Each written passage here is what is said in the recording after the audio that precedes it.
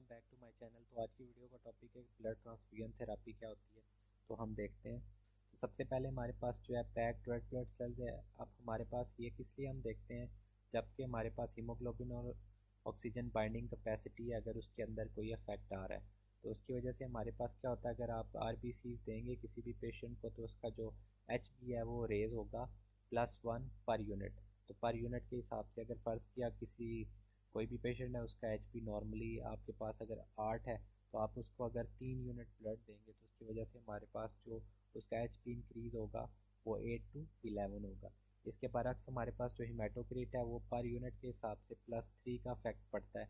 तो अगर उसका पहले 8 था हीमेटोक्रिट, अगर फ़र्ज़ किया तो अब आपने फर्दर उसको 3 यूनिट्स दिए हैं तो उसकी वजह से जो क्या होगा +9 होगा।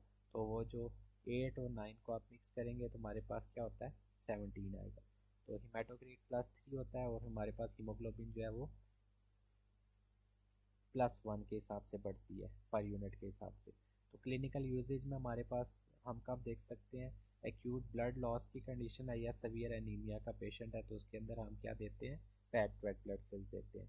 दूसरे यह हमारे पास प्लेटलेट्स है। तो प्लेटलेट्स की जो नॉर्मली हमारे पास काउंट होता है वो 30,000 पर माइक्रो लीटर पर यूनिट है, या जिसको सिंपल आप याद रख सकते हैं 1.5 लाख से 4.5 लाख जो हमारे पास होता है इसका प्लेटलेट काउंट जो होता है बॉडी के अंदर। इसके अलावा इसका काम क्या है हमारे पास, तो स्टॉप सिग्निफिकेंट ब्लीडिंग, जैसा कि हमारे पास थ्रोम्बोसाइटोपिनिया में हमें मिलता है, क्वालिटेटिव प्लेटलेट इफेक्ट्स के अंदर है। इसके अलावा फ्रेश फ्रोजन प्लाज्मा है या प्रोथ्रोम्बिन कॉम्प्लेक्स कॉन्सेंट्रेट आप किस कंडीशन में दे सकते हैं, तो कोगुलेशन फैक्टर लेवल्स या FFP contain all coagulative factors and plasma proteins. अब जो हमारे पास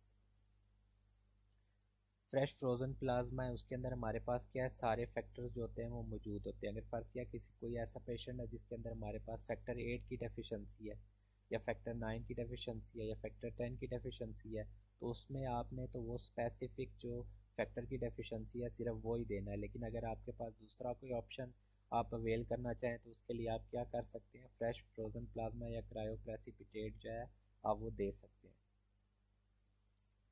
तो PCC generally contains factor 2, 7, 9 and 10 as well as protein CSS। अब इसका क्लिनिकल यूज़ हमारे पास किस कंडीशन में है, जैसा कि सिरोसिस में आ जाता है या इमीडिएट एंटीकोगुलेशन रिवर्सल में आ जाता है।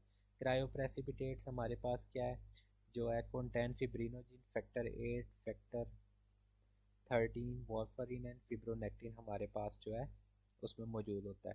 और इसमें क्लिनिकल यूज़ हमारे पास क्या है, coagulation factor deficiencies involving fibrinogen and factor 8। Albumin हमारे पास इस तरह हम किस कंडीशन में दे सकते हैं, तो इंट्रावेस्कुलर वॉल्यूम एंड कॉर्टिक प्रेशर में हमारे पास काम आती है। जैसा कि आप सबको पता है जो हमारे पास बॉडी में सबसे ज़्यादा जो प्रोटीन प्रेजेंट होती है वो एल्ब्यूमिन है। तो अगर फ़र्ज़ किया कोई ऐसी कंडीशन है जिसमें हमारे पास जो हमारे पास यूरिन के थ्रू या किसी भी बॉडी के थ्रू हमारे पास जो डिक्रीज़ हो रही है प्रोटीन की, जैसा कि हमारे पास नेफ्रोटिक सिंड्रोम है या नेफ्रिटिक सिंड्रोम है, तो उस कंडीशन में आप क्या दे सकते हैं, एल्ब्यूमिन दे सकते हैं।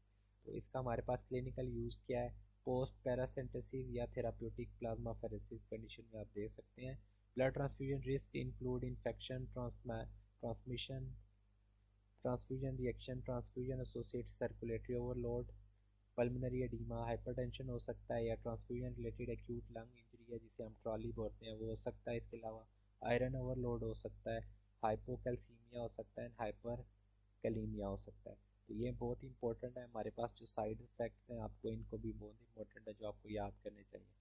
तो मुझे उम्मीद है आज की वीडियो आपको पसंद आई होगी। अगर आपको वीडियो पसंद आई है तो काइंडली मेरे चैनल को सब्सक्राइब करें। मैं आपसे मिलूंगा नेक्स्ट वीडियो में, तब तक के लिए खुदा हाफिज़।